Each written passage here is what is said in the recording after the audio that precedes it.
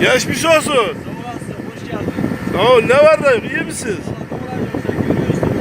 Keşke bayramdan sonra gelseydiniz. Nereden bir yapalım?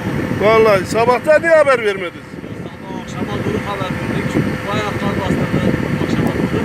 He. Burada bayağı meşhur. Peki şimdi bu nasıl edecek? Sabaha kadar yine kapanır buralar. Yani sabah erken abi saat 7 idi bizi müdür bey aradı. Hayvanlarımız var. Dedik belki yarın Yok sıkıntı yok biz buradayız. razı olsun ama hayvanlarımız var. İçeride çoluk çocuk hem Akyazı'da geldiniz değil mi? Akyazı'da başlıyor. Tamam. Ha şimdi ne tarafa gideceğim? Ha oraya gideyim dönüme. Çadırlar var, oraya kadar bir gidelim. Yukarıda çadırlar var. Daha nerede var? Yukarıda biraz şurada var. Bir orada var işte başka yok. Bir burada var, bir orada var. Bir daha Bura avra değil. Avrası ha.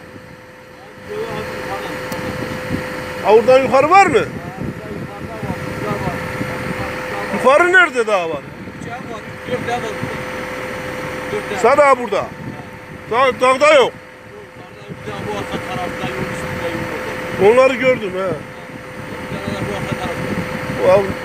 Hangi arka taraf neresi?